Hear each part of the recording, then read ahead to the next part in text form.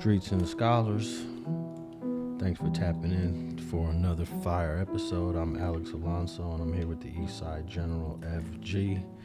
What's going on with you, FG? Man, what's happening with it?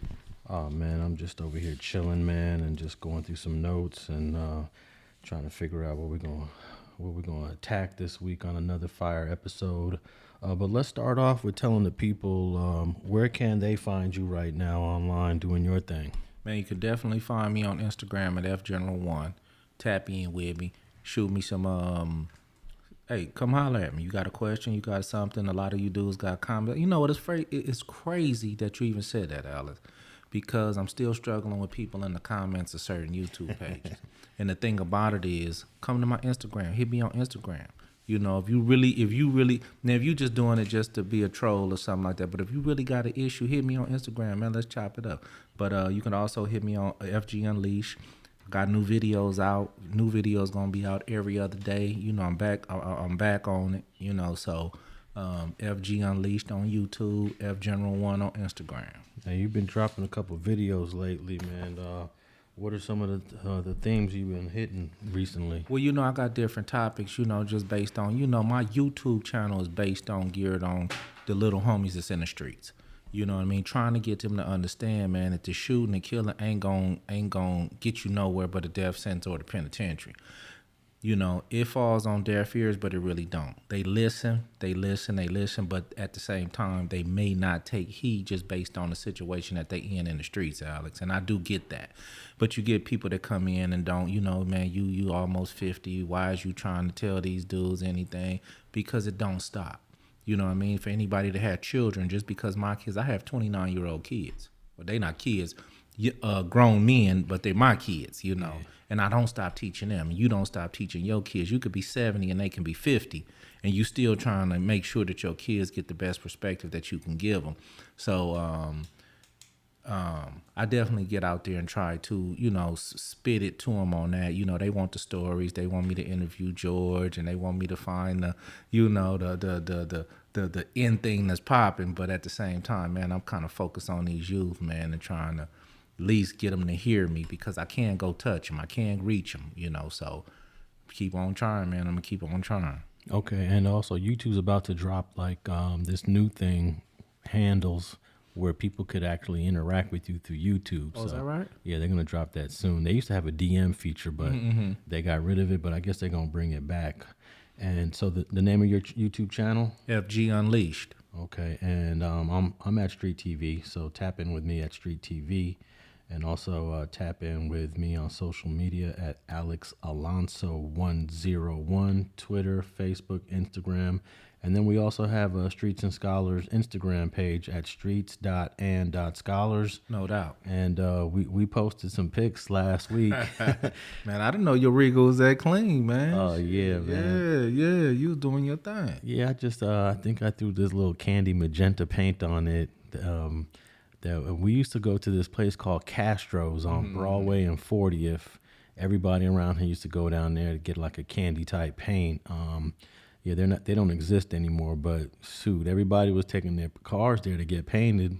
I started asking people, where you get your car painted? They said Castro's. Yeah. So Castro's name was buzzing. It was popping back then. I remember that name that you just said. Something. Yeah, so I said, man, when I get my thing, I'm gonna take my car to Castro's. So that's the paint on that Regal, that 79 Regal.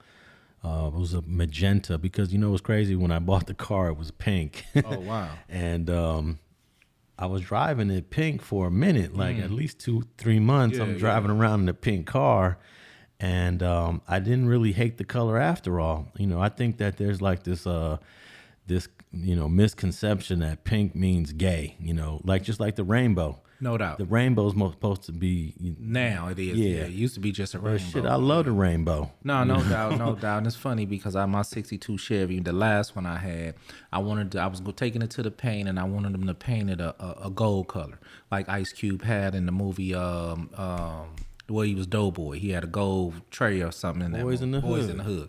So I wanted the painted that color, and I took it to the paint, and I told dude specifically, I pointed out the color. When I went back and got the car, Alex, to see it, it was like a champagne pinkish like color. You know what I mean? And I'm like, dude, you messed up my whole car. You know what I mean? So I took my wife down there to look at it. I was married at the time. I took my wife down there to look at it, and she said, "That's pretty." You know what I mean? So I said, "It's supposed to be gold." You know what I mean? And she said, well, and this crazy part is she said, "Well, who you trying to impress? The dudes or the females? The females gonna love it." Yeah. And I'll BS you not, man. I left it that color, man, and it was a hit. It worked out, didn't it? Yeah, that was on my '62 Chevy, the last one I had. Yeah, because when I took my car to get painted, I knew I was gonna keep it that hot pink, but I kind of it was growing on me. Yeah. I was like, man, this pink color, even though it was crazy to have a pink car, I said, okay, what's a color that I can paint it? And someone said, hey, magenta. It's kind of red. It's got it's an off red it's like in the pink family, but it's also in the reds. So I said, throw that magenta on there. No doubt. And, I don't even remember what happened to my car. I was trying to remember what happened to mine. What happened? Chevy. What happened to yours? Well, actually, I showed it to my homeboy Ado, man, and Ado, rest in peace, man. That was my dog. That was my, I guess when you growing up in the hood, you gotta ace that. Anything happen or anything, y'all always in something together. And I sold it to Ado, man. Ado put a big engine in it and some, and he rode from there. But flipping back, Alex, I do want them to go to Street TV. Go to the community page. Yeah. I do want them to check out the interview that Alex Alonso did with I can't think of the name of the channel he did it with, but if you go to the community page on Street TV, Alex Alonso did a rare interview, man, and I check out this interview. This him at his finest, man, and you get to really see who Alex Alonso is. I think you're talking about that Cinemills interview that I did. I enjoyed that interview, bro, because it puts you on so many different levels. A lot of people tap in with you. A lot of youngsters tap in with you, and they know you as of today or know you as of the last, 2 or 3 years. Some of them don't understand and realize that when they was 5 and when they was 4, you was doing this. You know what I mean? And I like to give people their flowers while they here. You know what I mean? I like to give them their respect where respect is due. This is Street TV is a street channel, and I believe, people need to know the history of what they looking at. You was with the first dude bring the streets to the internet, and if they go back and look at that interview, they can actually see, Alex Alonso, exactly who he is. So that I just wanted to put that out there. Yeah, man, that was a interview that I did with Marcos from Cinemills, and he did a really professional job. All his interviews are very well done and professionally shot, especially professionally lit. They pride themselves on lighting at that studio. But yeah, man, we hit, I'll give the listeners a little brief synopsis of the interview. We just kind of hit the history of streetgangs.com. We hit the first interview, the interviews that I've done, which were their first interviews. So, for example, Freeway Ricky Ross, I did his very first interview. Big U, I did his very first interview. They threw in, Marcos actually, he threw in Mob James in there. I had to correct him. I was like, nah, Greg Kading. Actually did his first one? Okay. Yeah, Greg Kading did his first interview. I did his second interview. But I didn't get to post that second interview fast enough. Vlad beat me to it. Okay. So Vlad posted the interview that he did with him before I was able to post it, because, man, I'll sit on an interview for a month or two. Right. Everybody know that. I think everybody know that about you now. Before I put it out. But I had to correct him on that, and then that kind of just transitioned into the topic with Mob James. But you also did Nipsey, right? I didn't. I did Nipsey's second interview, but I did his first interview that was, something of like 40 minutes, 45 minutes. Right. Full-length video. Yeah. Full-length interview. He did a short interview with Davey D in the Bay Area about a year before that interview. Actually, I would have had his first interview because I met him 2 years prior. I met him in 2007. That interview was 2009. But back then, they were a little bit hesitant to get on camera, which was crazy. Right. No doubt. Totally understand. But in 2007, people were like, you want to shoot a video? I'm like, yeah, for what? For the internet. The internet. Yeah, people were questioning this in 2007.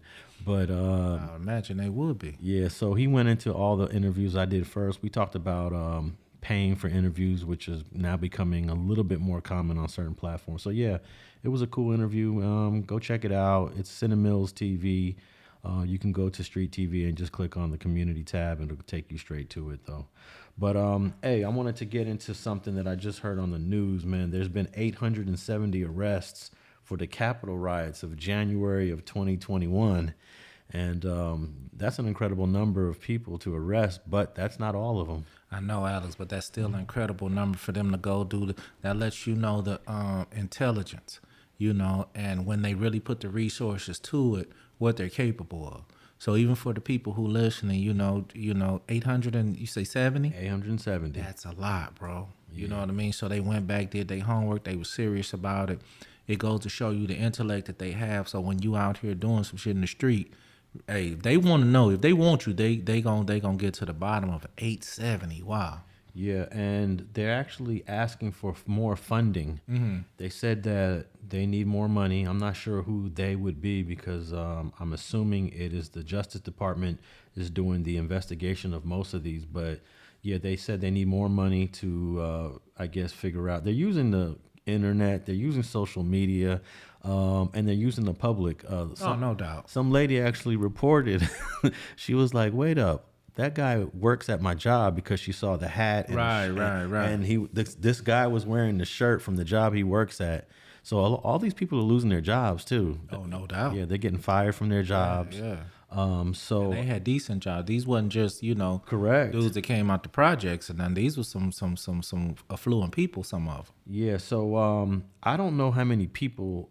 When I look at that footage, man, it definitely looks more than 870 people. You know right? what, man? But per se, if you didn't go do the due diligence, you know what I mean? And you know me, I'm never for, police arresting people that, you know how it is, but this kind of crime against America, if America say they are what they are, then they should be doing what they doing, because like I say, they got the resources, they got the power, and they got the investigative team to do it if they really wanted to know.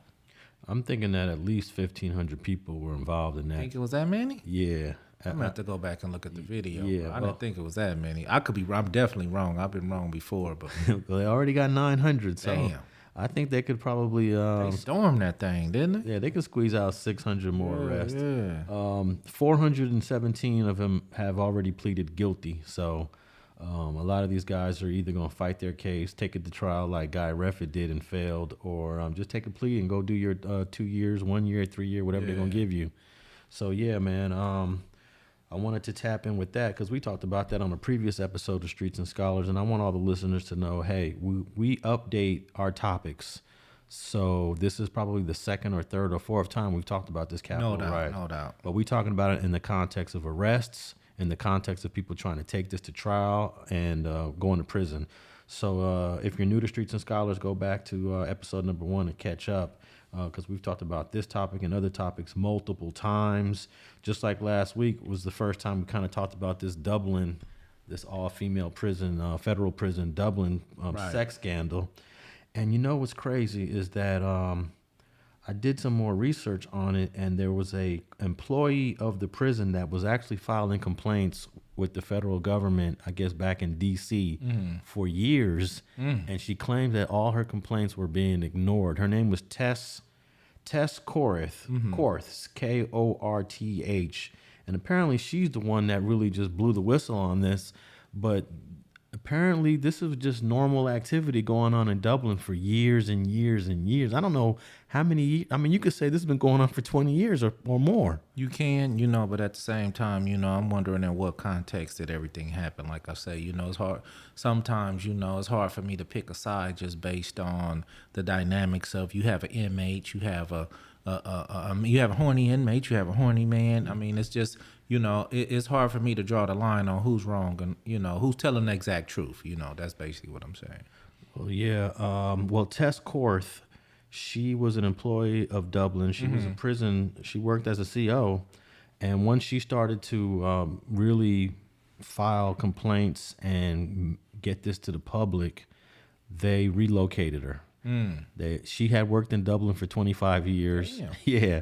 And she says that the BOPs is ruining her life. I have a clip here I want to play of her because I want to get your take on what you think of her in terms of her credibility, of her story, and the information that she was reporting. So Let me play this clip here. Officer is speaking publicly we about go. abuse she says she witnessed at the Dublin Federal Prison.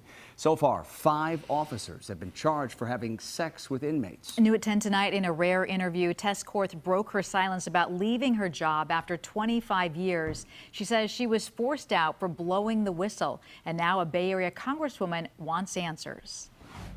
I retired because I refused to be moved, uproot my family, my husband's business, and go work in a mail facility up in Oregon where I have nothing.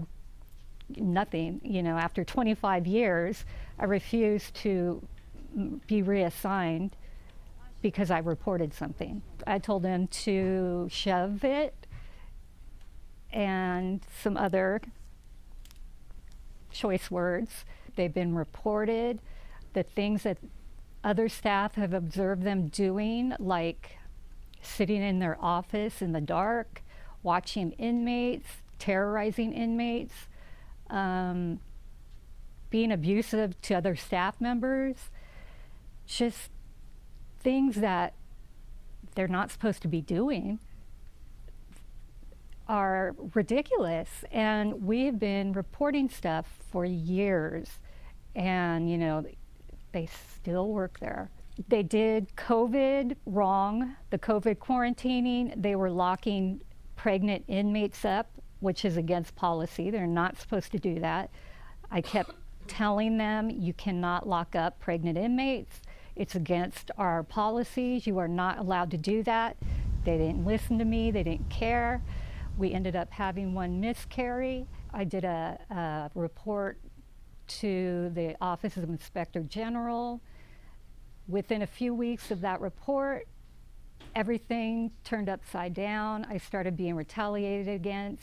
A few days after that, I got called into my supervisor's office. First time in 25 years, I got a letter of reprimand for questioning her leadership. We have to have better leaders. We have to stop the way that the Bureau does stuff. You know, okay, we have so that's Tess Korth.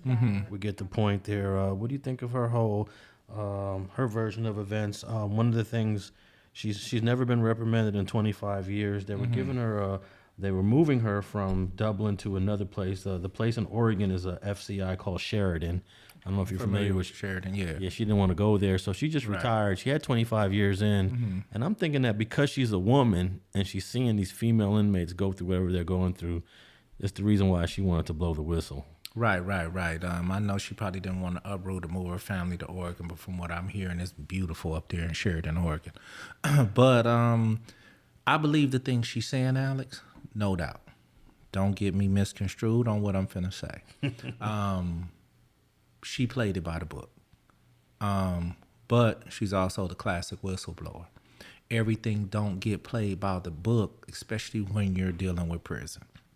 I'm sure with all this whistleblowing that she was doing, you know, and telling the truth. I'm not saying she was lying or anything. I'm saying she could have been telling the truth. But by her telling the truth and informing the truth, when they send people down there, investigators down there, they do interviews. You know, they talk to the inmates, you know, so the inmates, if enough inmates didn't say that this kind of abuse was going on, the staff saying this kind of inmate is not going on. If the ratio of how many inmates say that this bad stuff is not going on opposed to what she's saying, bro, it's not a problem. Because this is not to mention, they have to run a prison. It's not going to be perfect and it's not always going to be pretty.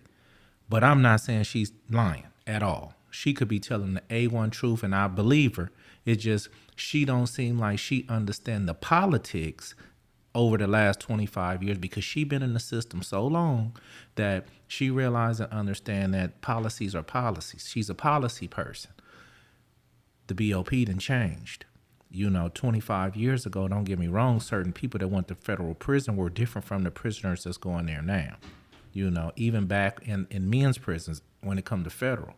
25, 30 years ago, Alex, it was more white, you know, collar crimes, you know, bank robbery. Now they have the average street drug dealer in federal prison. So you have to deal with shit different. You know what I mean? And maybe she just didn't believe in, like she said, you can't lock a pregnant prisoner up. But if it was to protect them from COVID, with the space they have, they might have didn't have a choice. You know, there's so many prisons that's flooded that you have to, somebody up in the higher ups, like she said, her supervisor brought her in. And she said her. So that was also a woman. Yes. That wasn't a man. So the supervisor probably realized that in order to protect these women while they're pregnant, this is what we have to do. You know, and it may not be policy, and it may not have been policy, but we haven't seen anything like COVID. I haven't seen anything like COVID in my life. So they probably took the necessary procedures that they took in order to try to protect him, and she didn't agree with because it wasn't policy.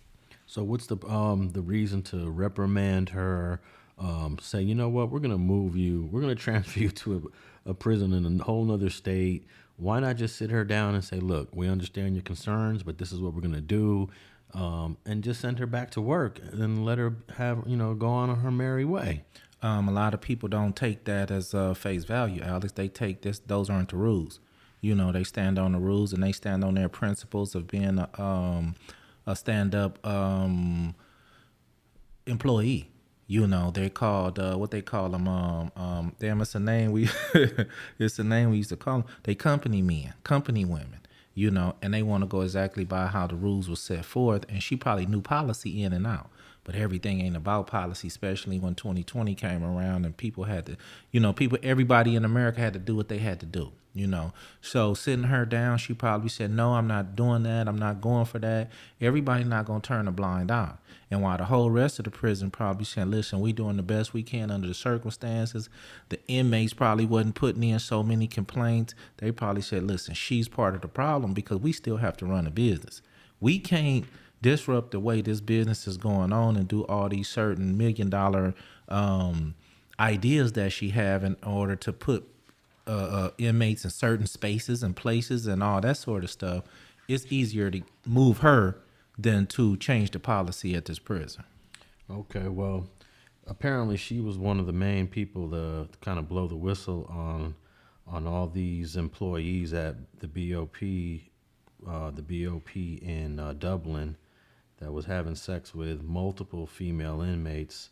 Now, last week when we talked about these different guys that were having sex, that would have been Ross Klinger, John Bellhouse, Warden R.J. Garcia, James Highhouse, Enriquez Chavez.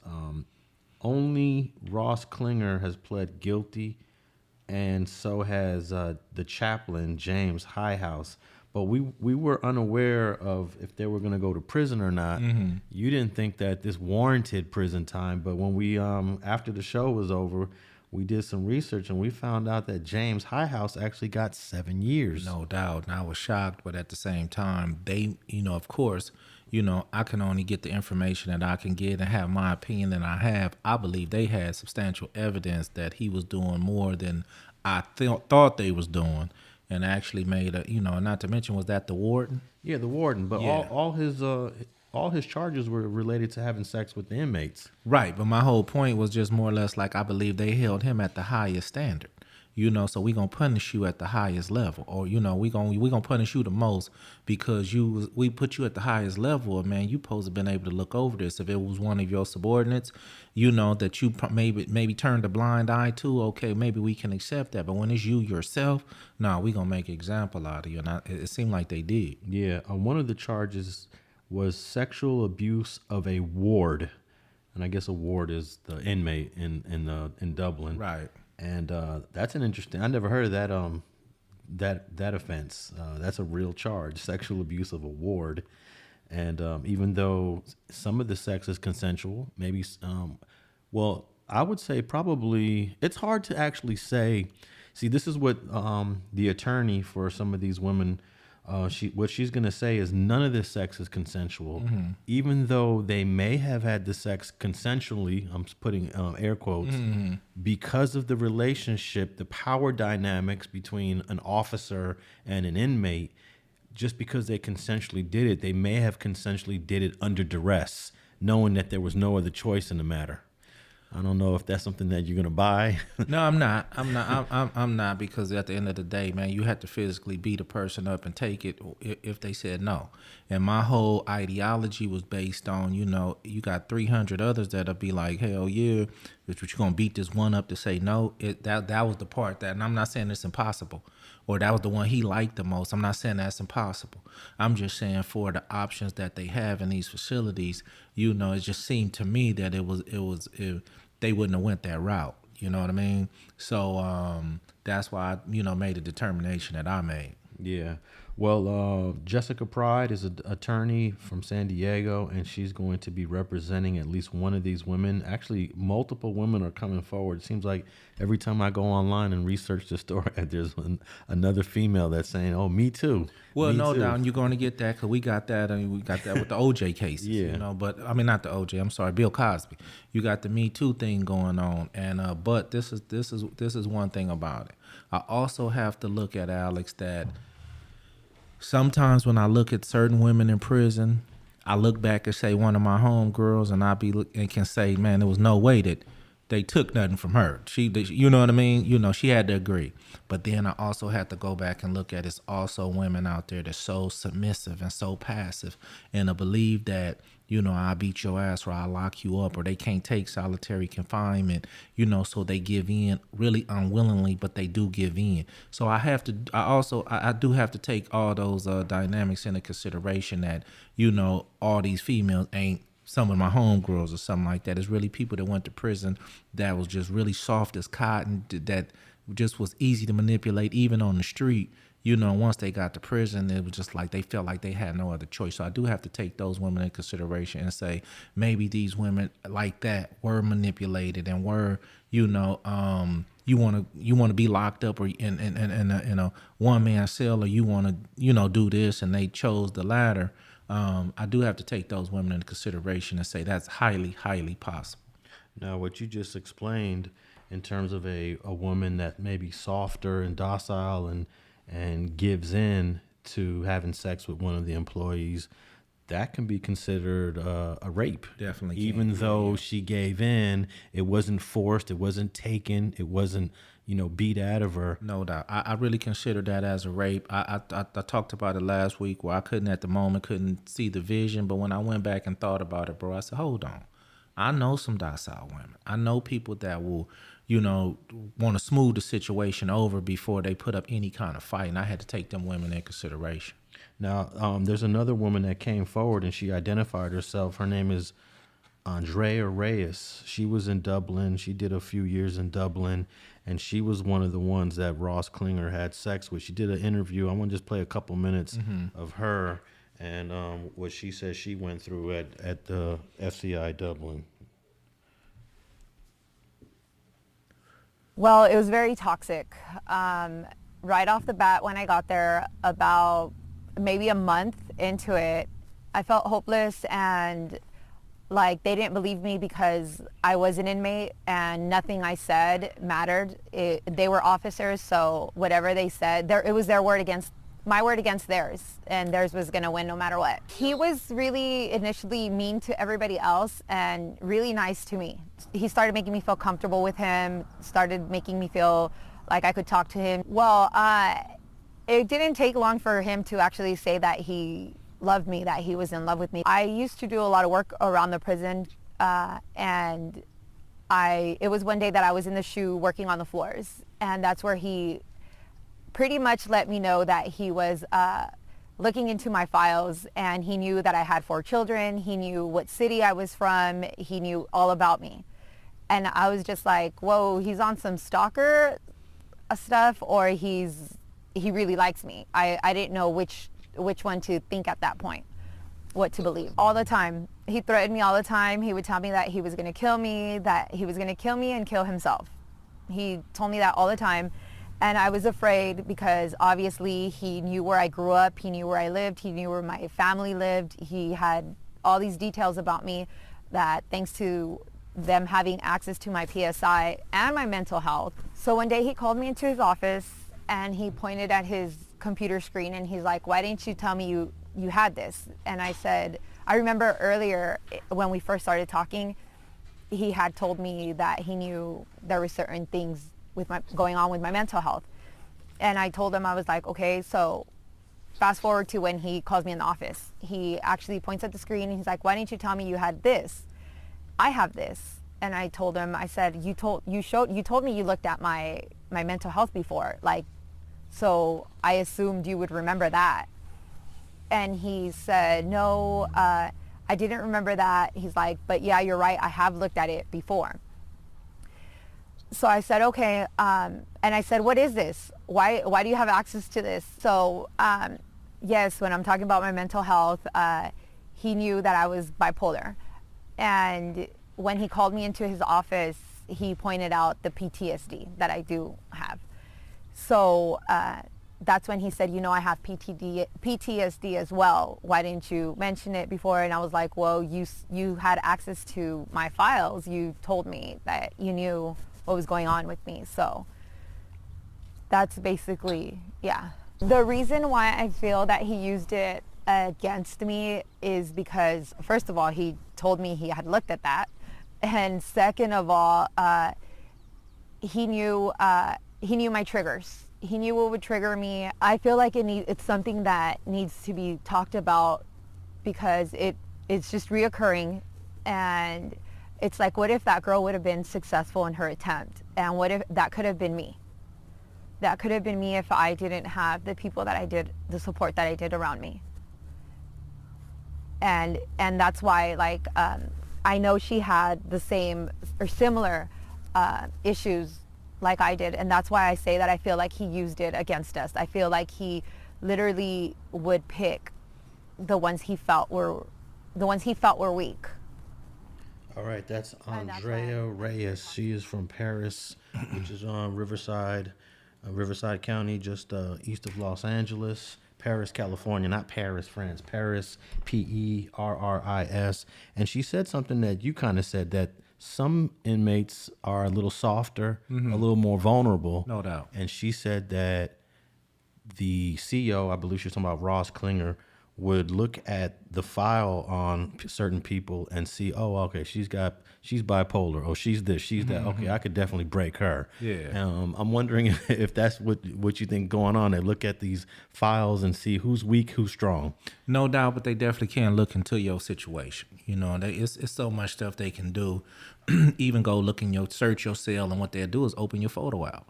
You know what I mean? So it's easy to see your kids, easy to see your wife, easy to see, you know, certain things about you, maybe a little bit of how you was living out there on the street, you know, and certain things, you know, listening to your phone calls, hearing, you know, for a woman in prison, hearing you cry to your children, saying you sorry, you know, they definitely can do all that and deem you weak and go in for the kill.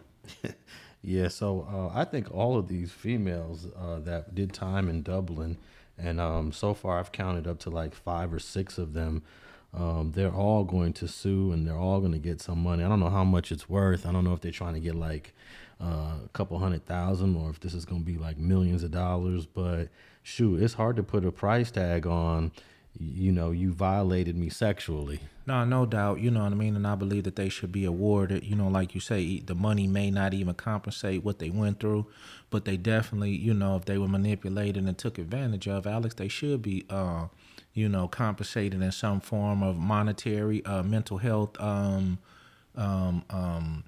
help, you know, so no, I agree with you on that one. All right, so I tried to tap in with the attorney, Jessica Pride. She said she was going to holler at me, and I'm just waiting for her to give me a call.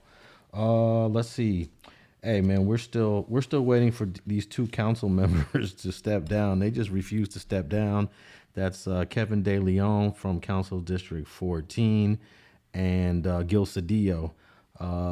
They're still holding on to, we don't know what they're holding on to, because pretty much I haven't heard anyone even defend them.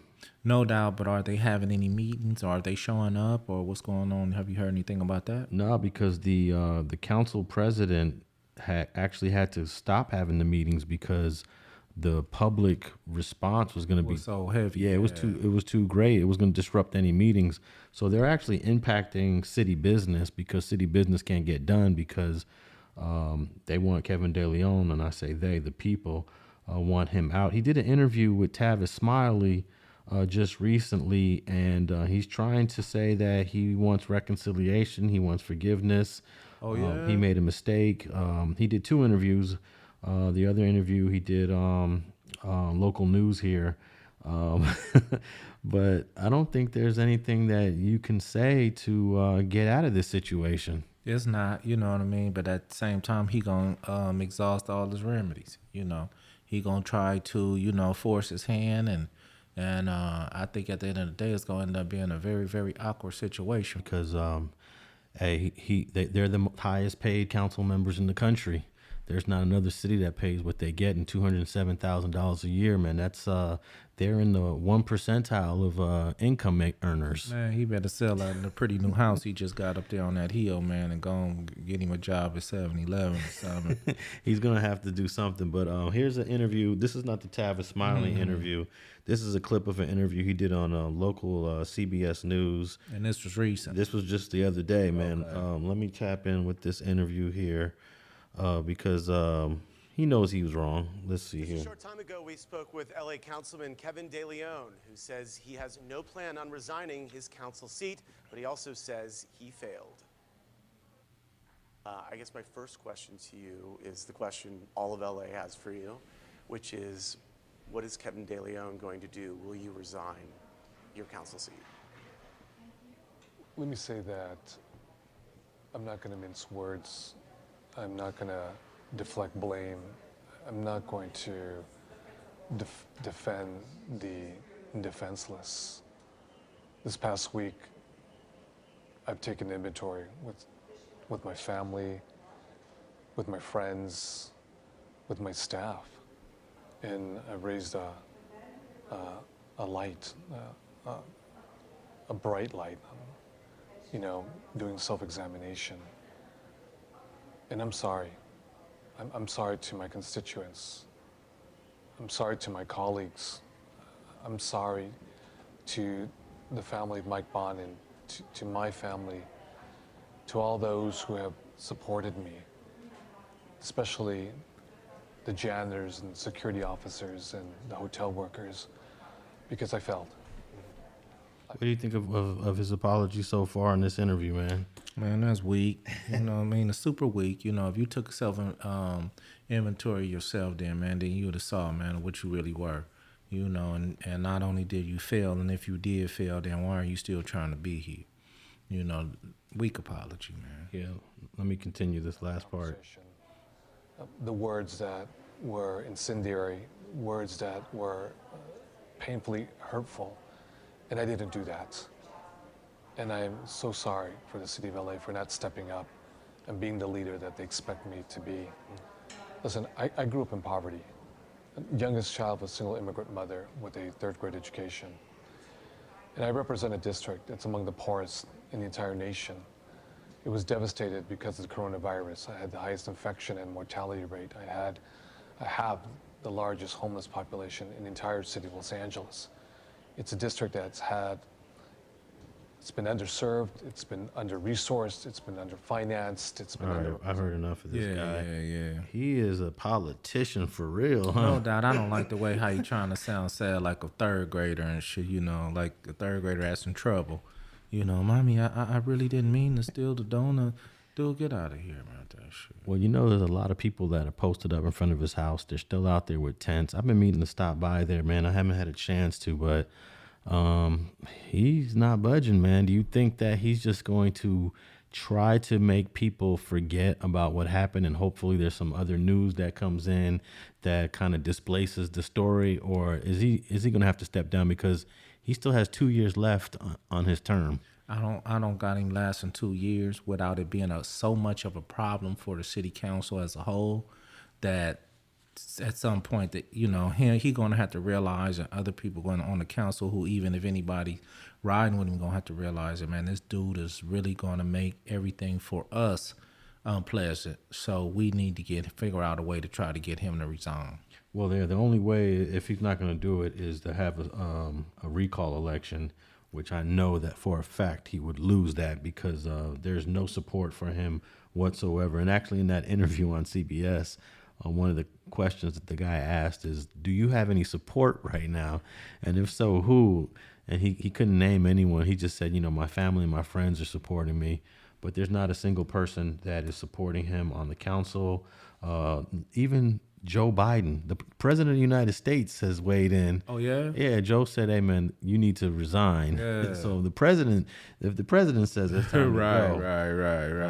I don't know. I really don't. You're going to last, yeah. Hey, I thought he would have been out by now, man. But I could understand that. I believe it's the salary that he's tied into. Oh, no doubt. I don't think he cares about any of these other issues. No doubt. I believe you. If you gave him, if they said, listen, man, we going to pay you still, but you got to get out the way, he'll definitely say, okay. So it's the money, man. He not, like you say, you know with the poorest district, don't seem like you've done anything to help that, to better that, so yeah. I wonder if they can buy him out, and I wonder if that's even part of the process, because if there's 2 years left on his salary, and 2 years left in his for his council seat, that's $414,000. Yeah, I was about to do the math on that, because we figured out he was getting $17,000 a month, and let's just do 24 months. They give him $410,000, and just say go home. He might just take that check, huh? He may do that, but at the same time, what does his future hold? Oh, his political career is over. No, I mean as far as him, even after he takes the money, because I believe that it could be he had long-term political dreams. Yes. So those are over with to me. Even if they paid him out, what am I going to do with that? What am I going to do after this? So we definitely going to see this pan out and stay on top of it. Yeah, I think he's a wrap. He actually tried to run for mayor a few weeks ago, and he came in third place. Well, no, he didn't. They had the general election was earlier this year, and no one got more than 50%. So they take the top two people, which is Miss Bass and the land developer. What is his name? The land developer. So they're taking the top two. They'll have a runoff election next month. He came in a distant third at 7%. Rick Caruso. So it's going to be between Rick Caruso, who is the land developer, and Karen Bass, who looks like she's going to win. We're going to have the first female mayor. We're going to have the first black female mayor in Los Angeles history. So, he was trying to run for mayor too, and he only got 7% of the vote. Okay. So, all right, man. One more update. Cain Velasquez, he's got a pretrial hearing on November 7th. He was in court a few days ago with Mark Garagos, and they just mentioned the idea that our guy is still in custody with no bail, and Harry Galarte, which he has a court date coming up too. Harry Galarte is free, and the attorney Garagos is trying to emphasize the alleged child molester is free on the streets while this man is still in jail. And we talked about this so many times. Yeah, but at the same time, the facts don't change. That this guy should be offered a bail, no matter how much it is. He should be offered one. Yeah, it's the same thing with that Gunner situation from last week. Gunner's going to get a bail, because I just read a report by the attorney that he's going to get a bail, and at some point they got to give Cain Velasquez a bail, man. So, all right, let's get into our first topic, man. Did you see the video of that assault of the brother in Inglewood, which was just a few days ago by the two sheriff's deputies, man? Man, definitely, man. I definitely saw it. And, what was your take on that, man? Because it can go a few different ways, man, depending on, your position and, your background, your experience. So what did you think of the overall video? Well, to be honest with me, because of my experience, because of my background, in dealing with sheriff, L.A. County Sheriff deputies, I hate to say it, Alex, but I believe the dude put himself not only in harm's way, but he also put himself in a position to get his ass kicked like he did when he didn't have to go through that, based on he was a felon, allegedly had a firearm. Because you work in security somewhere, that don't make you legal.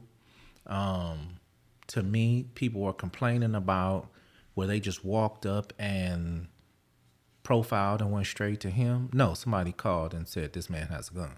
You know, that's what that was. They went straight for him. He could have just cooperated, took their arrest, been out on bail right now, without a scratch on him, if you ask me. Now, they say he had a gun in that fanny pack that you see him wrestling with while he's on the ground. I don't know if he did have a gun. It would be very unusual if the cops just made up that whole story that he had a gun and he didn't really, because there's a press conference, we might play a clip of it, where he's denying that he even had a gun, or he's denying something. But I'm surprised that he already has a lawyer. He has Benjamin Crump, and Benjamin Crump believes that they have a case here.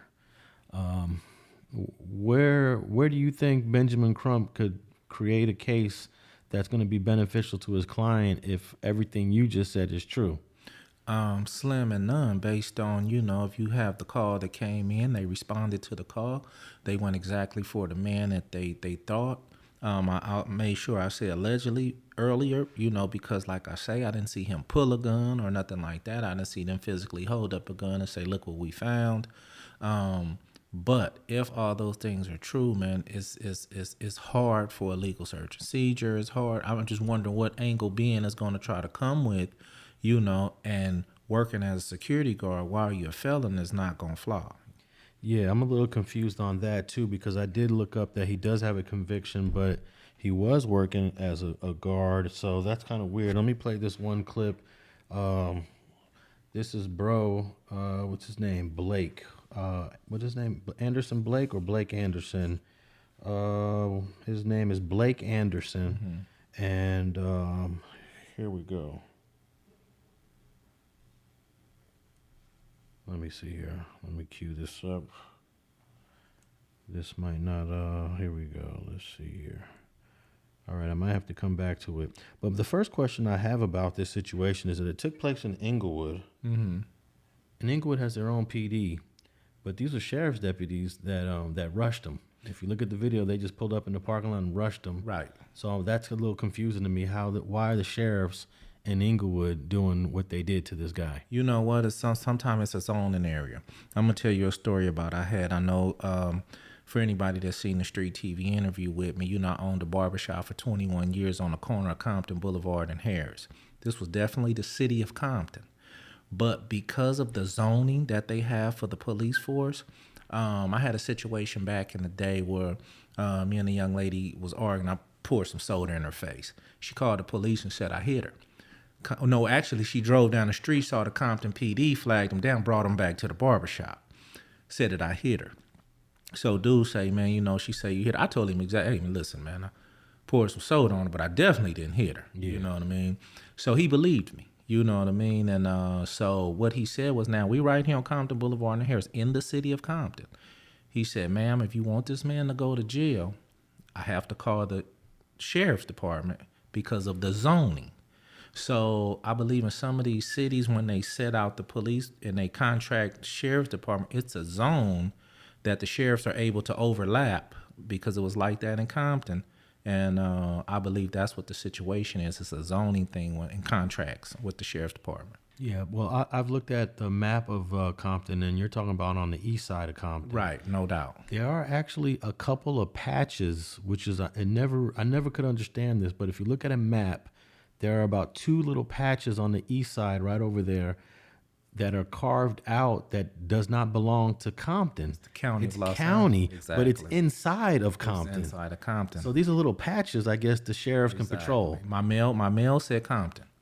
When I went to go get my license, I went to the city of Compton. I'm right down Compton Boulevard, right down the street from the Compton courthouse. They said, sir, you got to go to the county of Los Angeles to get your permits. You know, and I was like, that's Compton. They like, for some reason, you know, they explained the zoning area for me. And when the sheriffs actually came for that situation, the Compton PD said, listen, ma'am, they not going to question him at all. They taking him straight to jail. Do you want him to go to jail? And she was like, no. And he went and told the sheriffs, hey, no problem. But the sheriffs, that's their jurisdiction. And it was in the city of Compton, for as a lot of people was concerned. So I'm wondering if Inglewood have this same kind of setup where, you know, the county of Los Angeles overlaps the city. Yeah, I gotta check that Inglewood map. Maybe so. Maybe you're right on that. All right, let me get back to this clip here. This is Blake Anderson. In this clip from Fox 11 News Los Angeles, he's being identified as the security guard who was beaten by the sheriff. So they're going with that narrative that he's a security guard, and maybe he is. Here we go. Arrest by LA County Sheriff's deputies. Marla Tea is here with details on that. Christine, that man now has a well-known civil rights attorney representing him. In fact, he has a whole legal team after he was arrested Sunday morning in Inglewood. Cell phone video shows the dramatic and violent takedown of 24-year-old Blake Anderson Sunday morning outside a hookah lounge in Inglewood. You can see an LA County Sheriff's deputy punch Anderson in the head and slam his head into the pavement as witnesses shout at deputies. The incident leaving Anderson with several bodily injuries, including potentially permanent damage to his right eye, according to his lawyers, who held a press conference in South LA today. At the helm, well-known civil rights attorney Benjamin Crump. Not just excessive force, but brutality. Anderson, wearing protective glasses and an eye patch, says doctors expect him to lose his sight. The GoFundMe page set up for Anderson and his family notes he had a pre-existing eye injury at the time of Sunday's arrest. Honestly, I just was doing my job for my family. Anderson says he was working for a security company as a security guard when deputies approached without cause or explanation. Alleging that we somehow blinded someone who was working as a security guard, none of the above is true. Sheriff Alex Villanueva says Anderson has a criminal background and is now facing several felony charges, including felon in possession of a firearm and assault on a peace officer with a firearm. He is a convicted felon. He was armed, and there was a struggle, and there's a use of force is being properly investigated. This is the gun the sheriff's department says was found on Anderson. Anderson's lawyers say they're filing a claim against the sheriff's department and a federal civil rights lawsuit. The sheriff has to speak to this. Because it does take a village to litigate these cases, because ultimately we will get justice. Attorney Crump says he is sending letters to both the California Attorney General and the Department of Justice asking for the use of force incident to be investigated. But so far, all right, that's Fox 11 News. One of my favorite newscasters here in Los Angeles, Christine Devine, was on the story. And it's a little confusing because I don't know if you could be a guard, a security guard. Usually security guards have guard cards. Right. And those guard cards allow them to have a gun as long as they transporting it properly from work to home, but from their card to the job, they're allowed to have the gun on them. But I don't believe you could be a felon with that. You can't be a felon, but you can get a guard card and be a felon. It just, you won't be able to, just because you're a guard don't mean you firearm, you can have a firearm, you know. So I know plenty of guys who has one, got the guard cards, you know, and they were not able to carry a firearm. One of my sons, little Frank used to indulge in the security business, and you know, of course, he don't have any felonies or nothing like that, so he did have his firearm. And at the time, it was a very he was wanted at a lot of places because you know he was able to carry his firearm. In this situation, like I say, man, I don't mean to sound inconsiderate about Blake's situation. You know, I do believe that they did use excessive force. I do believe that he resisted arrest. He was strong too. He wasn't. That dude was strong. Yeah. And it just hate to say that because I've seen this stuff so many times. It just, he could have came out a lot sweeter had he just. You going to jail anyway, man. I always tell people, dude, you going to jail. You know. Yeah, he wasn't going to be able to beat those two deputies. Yeah. You didn't run and nothing, you know. But like I said, I do believe it was, they already knew he had a firearm. So yeah. Well, he had eye surgery, Blake Anderson, before this incident, and the way they actually took his head and bashed it down the sidewalk, that was pretty severe. Oh, that was excessive, man. Yeah. Well, I don't know if it was excessive because they're frustrated that they can't get his hands behind his back and get him cuffed. So it wasn't like it happened right off the dribble. No, it was after a while of tussling. After a scuffle and tussling and all that, but to bang his head on the ground, When you should be focused on trying to get his arm. You two grown ass men can't, get his arm down. The sheriff's even what pissed me off is pulled out his gun, put it to his face rather, and, threatened to shoot him. See, now all that's where the excessive come in at. Even if I am resistant, I haven't swung on you guys, I haven't hit you guys, and I also heard that they said he's charged with assault with the firearm on an officer. That's some bullshit. Yeah, that's where the bullshit come in. Well, I don't think Gascon's gonna prosecute that. You have to throw that one out, man. And he's also denying that he was armed. I had another clip earlier that I was checking out, and apparently, he's saying that he wasn't armed. But I'm just kind of interested in how they're gonna sue and get any money from this case. I'm actually surprised Benjamin Crump just took this case as quick as he did, because I think that they have a case. The sheriff have a case of saying this guy was resisting, and once you can prove someone's resisting, right, almost everything is it's open now. Real stuff. Unfortunately, real shit. Yeah, and I try to tell my sons whenever they're in a situation with the police, do not argue, do not fight, just comply. Don't worry, I'm gonna get you out of jail. There's no need to fight. So what he did, Blake Anderson, is exactly what I tell my kids don't do. Right. Because he could have got killed. No, he could have got killed, but then also you ramping up the charges. You know what I mean? You ramping up the charges, bro. So you went from maybe to getting a dismissal based on illegal search and seizure. You can't even use that no more. Now you got the arrest, and now you got the officer say he scratched me. Now you got the assault on the, you ramp up the charges when you do that. When it's a disadvantage for you to fight your case now. Definitely. Now I'm hoping that the gun wasn't his. No doubt. They just showed a picture of a gun. Right. And you don't know where the gun came from. Exactly. They're saying that fanny pack that he had in his hand is where the gun was at, but we don't see a photo of them taking the gun out of the fanny pack. Did you see him with the fanny pack? Yeah, I did see him with the fanny pack. Okay. You do see him with the fanny pack, but they don't show. At least I haven't seen a video where they actually, have him in custody, open up usually they like to open it up and then they pull it out. Right. If they have body cam footage, we should be able to see that they pulled the gun out of his fanny pack. But if they don't have that and they did all of this to him thinking he was armed, then I would side with him, even though you still don't resist though. You still don't. Even if you're not armed, even if you're innocent, you just don't resist, man. So we'll be bringing some updates on Blake Anderson as that case moves forward, man.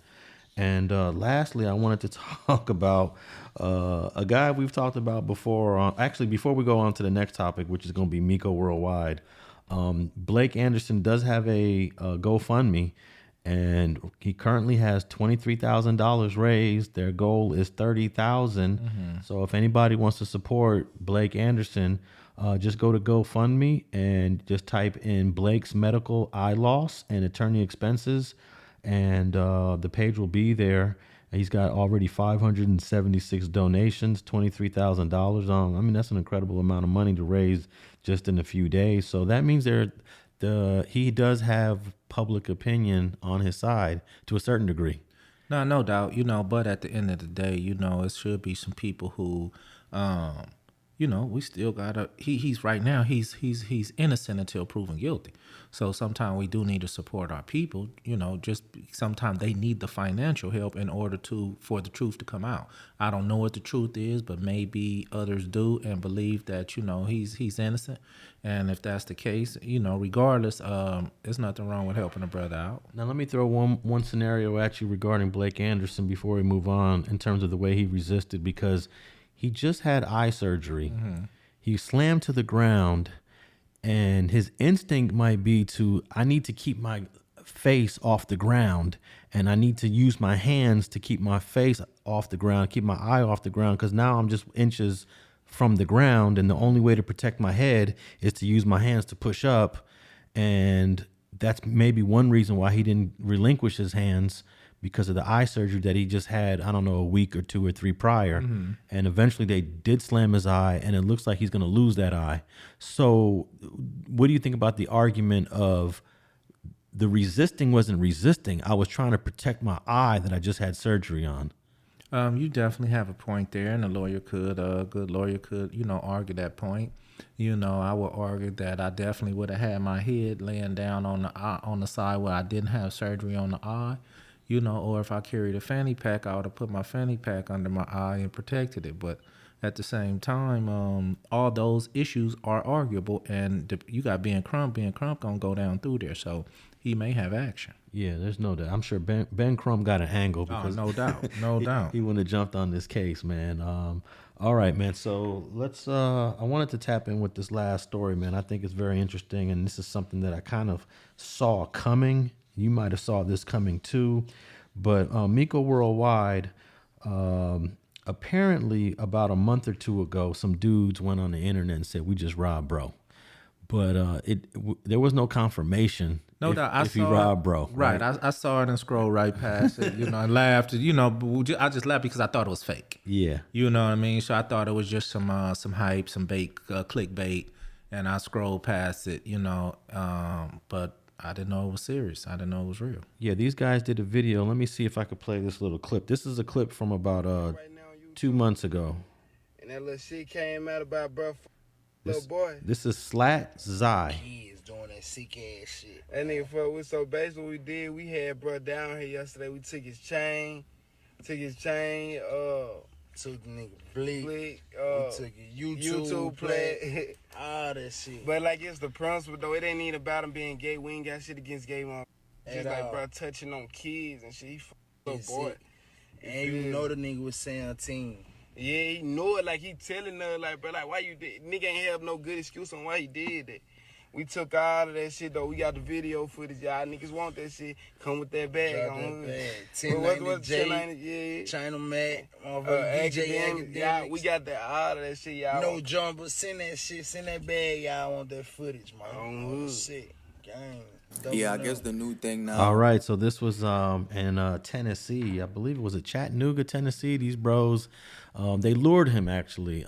So now this story happens a couple months ago, and we find out just recently because the police report was released that Miko went straight to the police. No doubt.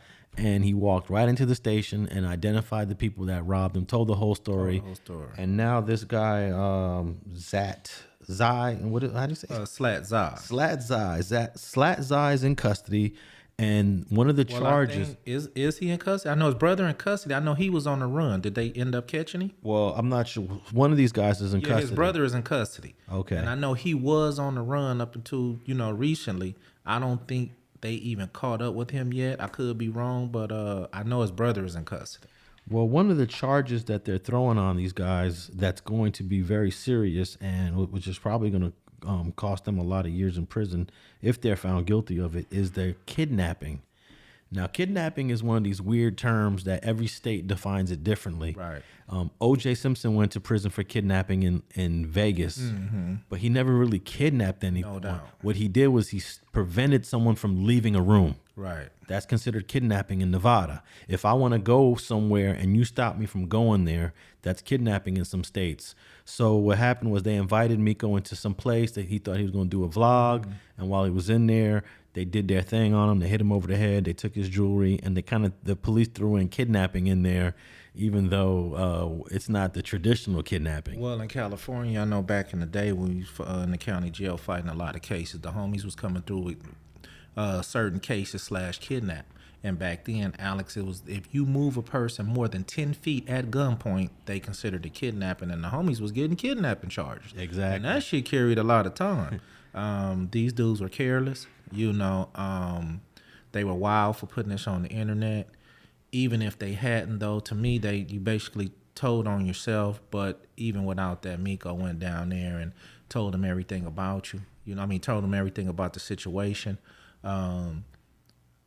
He went down there and just told. He's, ratted everybody out. Well, I think one of the interesting things about this is that these guys should have never posted this video and put this out there, but they actually stood on certain principles that a lot of people ain't standing on. No doubt. What they did, and again, I'm going to get all this hate right now saying that I'm condoning what these guys did, and I'm saying no, I'm not condoning it. but they definitely were inspired to do what they did because they did not approve of the crimes that Miko Worldwide was charged with in Georgia back in 2018, and the nerve of him to try to come to our community, try to come to our hood, create video, create content so he can make money off of us, and they personally didn't appreciate what he was charged with back in Georgia. Right. What you was gonna say? No, I was gonna say, what's your whole take on that? My whole take is they definitely stood on hood principles. You know, no matter who agree with it or don't, man, this is exactly how it was. You know what I mean? Somebody, mess up, and when you come to the hood, you were going to get held accountable for it. And they held him accountable for it. You know, he was still talking shit after the situation when all the allegations and everything came out. And he still was saying he can go here, he can go there. And he actually overextended his hand by trying to go down here to Tennessee. And these boys like, we got something for you. Only thing about it is they would have been better off DMing people if they was really trying to sell the video instead of putting this video out there like that, because this video is definitely going to be used in court. You know, you have Miko's testimony. Without this video, is hearsay. So on this one, I can't say that, I can say that they provided, evidence for the prosecution in order to convict themselves. Yeah, I kind of call this. I know I used this word before. I don't think you agreed with it, but I called it self-snitching. Man. You telling on yourself, and they could have went with this a variety of different ways. Where the video, where they didn't have to do a video to let everybody know. They could have just called people and say, "Yeah, we just robbed Miko, and we got his shit right now." Right. Because it would have been Miko's word against them. No doubt. Miko would have had to prove some sort of crime took place, but in this situation, he didn't have to prove it. Go watch the video. Watch the video, and he probably used the video as evidence to, even make them believe that's what it was. Me personally, you know how I am. I'm originally from the streets, no doubt about it. Miko, you ran to the police. You went and ratted. You went and told. Because at the end of the day, you was supposed to take that L and just go on about your business, and let it be. Now, let me ask you this, Alex. Without Miko going to report this crime, if the police, the YouTube police, the Instagram police, the internet police had seen this, is this something they could do even without Miko even saying anything, or is it still hearsay from somebody on the internet? Well, I think you definitely need someone like Miko to report it, because there's no other way of knowing it's a crime. The only thing is the gun. If you remember in the clip, he said, "We got his blick." I guess this is the new word that the youngsters the blick. Yeah. I heard Pop Smoke say that in one of his other videos. I'm hearing this term blick. My old ass would have been like, "Excuse me, what the hell is a blick?" Hey, I remember. Hey, the term we used to use back in the day, and it ain't even used anymore. It was gat. Man, gat. Do you remember that? Yeah. Hey, you got the gat? Yeah, I got the gat. Where's the gat? Yeah, the homie got the gat. Hey, real fast, Alex. Now, you've also heard of the term heater. Yeah. I thought that was a term that in that day, the 90s or something like that term came about, right? I'm watching an old James Cagney movie, 1930 something. And he was like, "Go get my heater." I said, "Oh, that's not a new," I'm thinking it was a new term, and it actually wasn't. But gat, yeah, that was a term, definitely a term. Hey, I thought gat was actually like some slang term. The word gat is in a dictionary meaning gun. Oh, no shit? It's a real word, Wow, yeah. didn't know that. Yeah, so I don't know if the word blick is in the dictionary. Nah, I don't think blick is in it. That's but the only thing that these guys probably could have got popped on their own is having this blick that doesn't belong to them. That's probably registered to Miko Worldwide. His name is Michael Nickel. Mm-hmm. But yeah, they needed someone to file a report, and he did, and that these guys probably will go to jail. But my question for you, FG, is Miko ain't really from the streets. He didn't grow up in the streets. He's not conditioned to the street way of life. So you called him a rat, but he's an ordinary citizen doing what citizens normally do. Okay, Alex, he's an ordinary citizen, but this is where I had the problem at. You're an ordinary citizen in street dude's business. You make money off street shit. You make money off publicizing, fraternizing, and talking shit about street dudes. This is what you do for a living. You want to be the king of hood vlogs. You want to go to neighborhoods and involve yourself into gang violence, gang business, and when the repercussion come down, now you're a regular citizen. I'm not buying all that. Yeah. You throw a rock at a dog, and they come bite you. Don't start crying now, man. And this is what the problem that I have. I've heard the term, "Oh, they not gangsters, they not regular citizens." No, but they involve themselves in street business, in street shit. And Miko was one of the top dudes who involved himself in street business. Bro, you should have took that on the chin. You didn't get hurt. You should have took that on the chin and learned from it and say, you know what? I can't go to all these neighborhoods and do this type of shit. Now, what are you going to do? Now, you basically played yourself, because who going to let you in their hood now? Yeah, because now he's got a double issue. One is the sodomy case that he had in 2018. And now it's confirmed you telling on people that you're going to the hood to interview.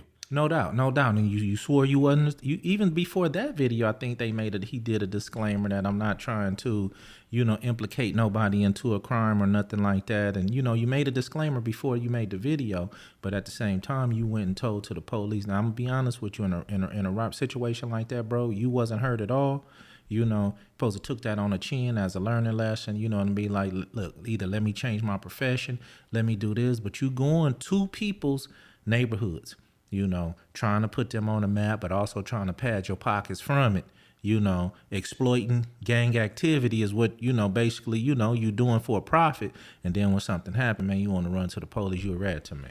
Okay. Yeah, I could see your position on that. I mean, I had a similar situation where I had a gun. I left a gun in my truck with the window down for 5 freaking minutes, man. 5 minutes. I walked into the Walgreens. 5 hours, yeah. No, 5 minutes. I walked into the Walgreens real quick, and somebody went in the back seat and got my shit, and I was so pissed. So I had a little tracker in my in the little thing, because they also took this bag that I had a cell phone, so I was able to track the cell phone. So I'm tracking the cell phone to an area. And I said, you know what, I'm pulling up. I'm gonna try to get this myself. So I went over there, and then I called the number, and they answered, and I said, look, I need that gun back. I don't care about anything else you stole, but I need that gun back. And they hung up on me. So I kept trying, and nothing happened, and I couldn't tell where they were at. Right. So I just left it alone. I filed the report. Well, you have to report the gun. I had to report the gun to the Department of Justice as being stolen, but I didn't say, I tracked it over here, help me find it. I just took an L on that gun. No doubt. And don't get me wrong, for a regular citizen, that is an entirely different situation, Alex, to be honest with you. This Miko thing, like I say, for a living, for to pad his pockets. He goes down, exploit people in certain poverty neighborhoods, and all of them not poverty, but he goes and exploit gang members, and doing certain things, and it backfired on him. Now you want to go run and tell. Yeah, but what does he see? I don't understand. What do you hope to accomplish when you go tell? Do you think you're gonna get the gun back, or do you just want these guys punished? Like, because at the end of the day, depending on how you think, when my gun was taken, once I realized I couldn't get it, I just left it alone. Right. I didn't care about them getting punished, or I just said, hey. Or if they would have brought it out in the bag and said, here, you would have still walked off and never said nothing else. I would have never said anything else. And then check this out. One time I found a bag that had a gun in it, credit cards, a gun, just a whole bunch of stuff. I found this bag, and I was real young. I took it to my dad. I said, look what we found. So my dad looks through it, and there was some cash in there. It was about like $800. So my dad says, you know what? Let's do the right thing.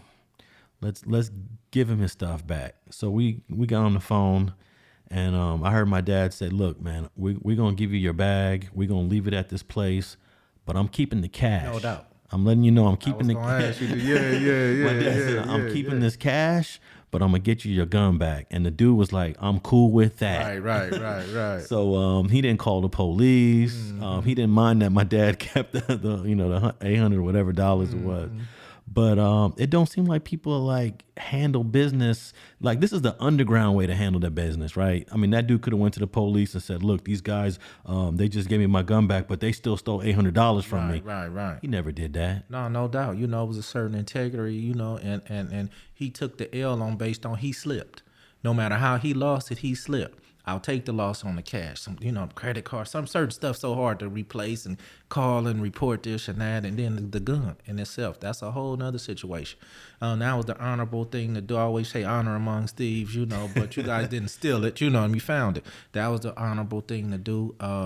Been in a couple similar situations like that where somebody found my whole wallet and dropped it in the mailbox, man, and I got my ID and stuff back.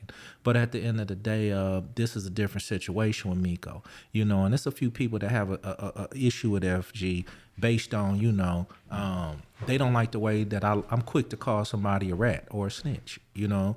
I don't call regular civilian, I ain't gonna even say civilians, regular people in America, I don't call them rats, you know, when they go tell and do something, you know. I'm only be talking about these guys out here that's fornicating with hood shit, you know what I mean? Trying to live by hood policies, you know, and trying to stand on hood principles. And when you do that and you disrespect the hood policy, the hood principle, then to me, you're a rat. So Miko is one of them who I was already highly disappointed in him, so it's no nothing anyway. But now you're a rat. Now rat goes on the back of your jacket from me, you know, because you could have walked away, reported your gun stolen, took that as a learning lesson, took that on the chin. Yeah, it was embarrassing, but now you're even more embarrassing, and you won't never get no more. Now let me tell you this: say if he hadn't called the police, he could have came back from that based on, he could have been like, no, I got robbed before, but man, I'm over here in such and such a neighborhood, you know what I mean? And I'm good over here. You could have came back, and you would have got views because they'd be like, oh, he still at it? Oh, he crazy.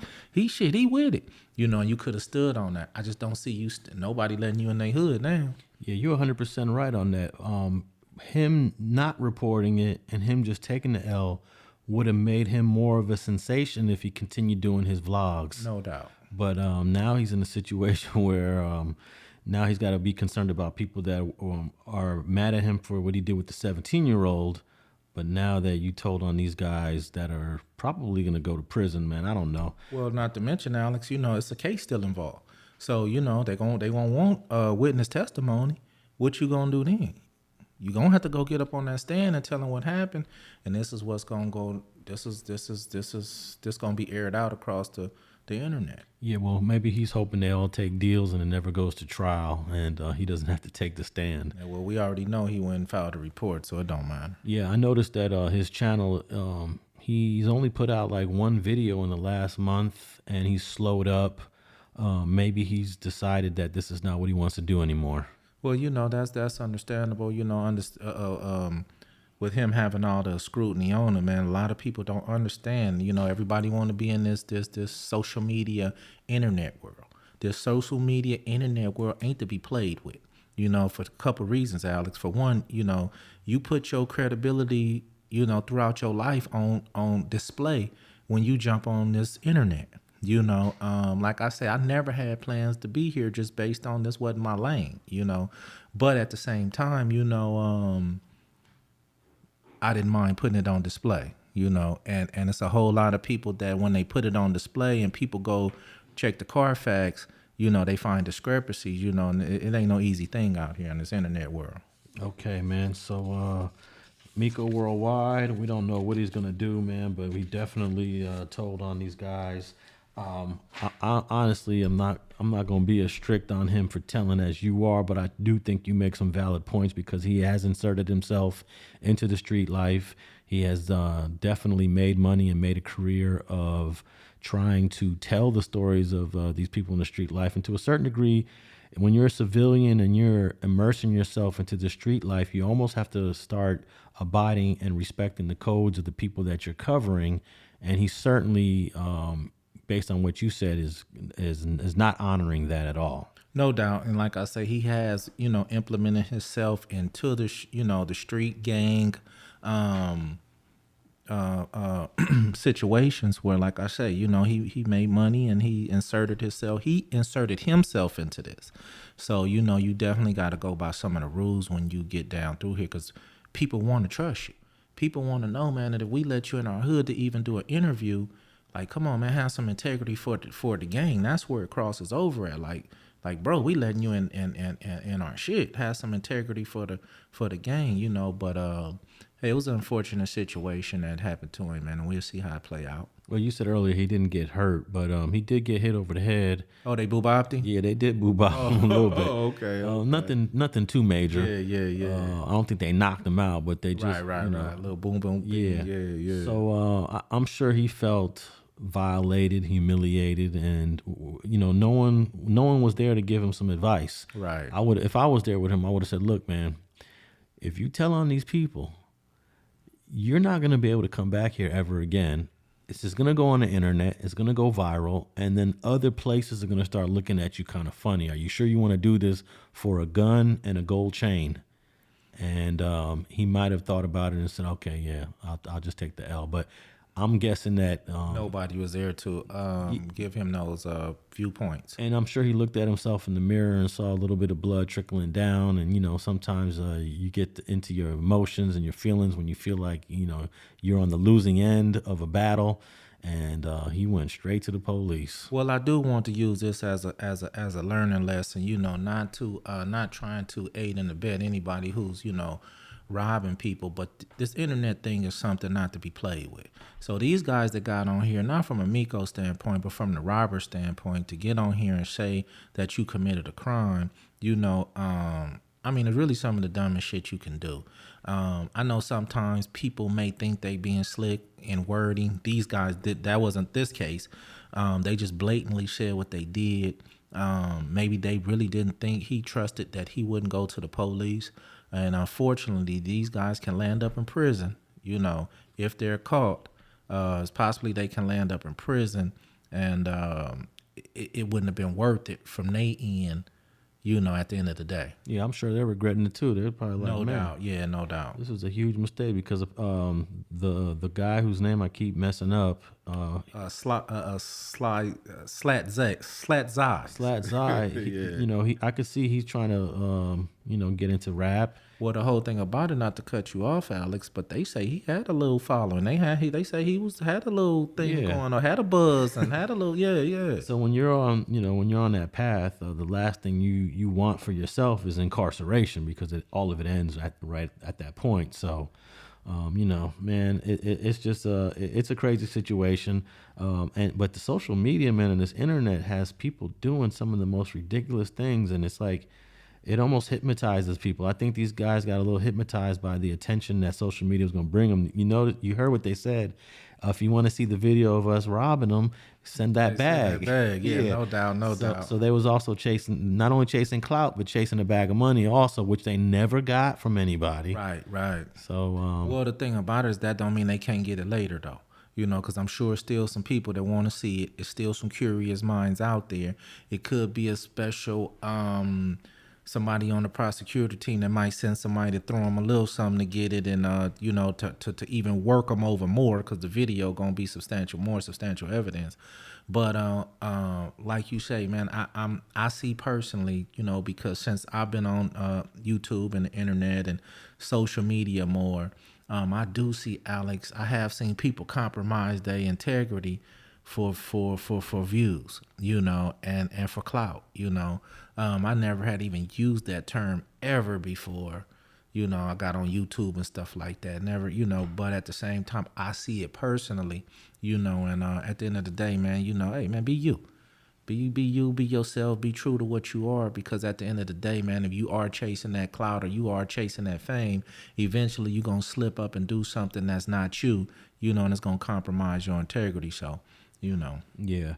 Well, you know, I warned this guy before about the type of content he was putting out there. He didn't want to ever listen to what I had to say. He didn't want to take any advice. He wanted to do it his own way. But, you know, I don't think he will be able to go into any community. Definitely not going to be able to come to Los Angeles and do any vlogs. I don't know where he can go. Maybe he could just stay in Georgia and do his thing in Georgia. But you know, I'm still disappointed at the way he likes to show people's guns, even though they're doing it themselves. But he doesn't care to like blur it out. He doesn't care to edit it out because he gets more views with those videos. Right, but it's a lot of people chasing views, and the thing about it is this. I heard you say something in that recent interview about how people are calling these vlogs, but they really fake vlogs. Yeah. I heard you say that, you know, and I heard you say what a true vlog was. When you pull up, you know, right then and there, you know, find somebody outside in their hood and say, let's do this. It's not where you scheduling and you got 50, 60 people around you and you got that look good for the camera. But a hood one is just pulling up, man, and saying, hey, man, what's happening? Where you from? Blue, hey, man, let's do this. And whoever walk up or do this and get in and get involved, but you getting a true aspect of, you know, what's going on in that hood from a true perspective. And I like that when you say, when you explain that to me, man, I said, wow. Yeah, very few people were doing it like that back in the early 2000s. Well, I was going back to the 1990s before there was social media. And no one is doing it like that today. Everyone's going to, you know, contact them first, tell them to call the homies. Put the extras on it. And they call their homies. And then if you look at a vlog, you know, you see 100 people on the block and it's like, you know, when I watch something like that, it just turns me off. It's just, but you know, they, like you said, they out there acting. They putting the extras on it. It's all. They could be real serious dudes, but you're putting the extras on. They are putting extras. Actually, in one of those vlogs that he did in Georgia, it turned out that so many people showed up. This was the one he did in Clayton County, South Atlanta, that a lot of the people in that same vlog didn't even know each other because people were coming from different sections and hearing about it. So it was a very messy video he did, the one in south side of Atlanta. But all right, man, let's wrap this episode up, man. Any new videos coming out on FG Unleashed? Oh, no doubt. I got them coming out every other day now, man. You know, talking about different situations, different topics. You know, like I say, I'm not over here clout chasing, so I might not be, you know, telling them about they, you know, certain things they want to hear, but I am keeping it 100. You know what I mean? Definitely, man. And you know, slow growth is the best growth. And, you know, that's how I started off. I never really done nothing crazy and nothing outrageous on my channel. And, you know, it's just a process, man. And, you know, just stick to the content that you want to put out and don't get influenced by what other people are doing, especially by people like Miko, man. Because see, the problem with someone like Miko is the next person that wants to create a channel says, oh, I got to do it like him. Right. Or I got to go beyond him. And it just creates a whole cycle of a bunch of nasty, dirty, senseless channels that, hey, they might make some money, but at the end of the day, the content is garbage to me. But let's wrap this episode up, man. Make sure you tap in with the Instagram, Street and Scholars Instagram channel. We're going to post some pictures. That's street.and.scholars, Street and Scholars on Instagram. And make sure you tap in with FG on FG Unleashed on his YouTube channel. My YouTube channel is Street TV. I got a whole bunch of videos of dropping this week. And just thanks for tapping in on another fire episode of Streets and Scholars.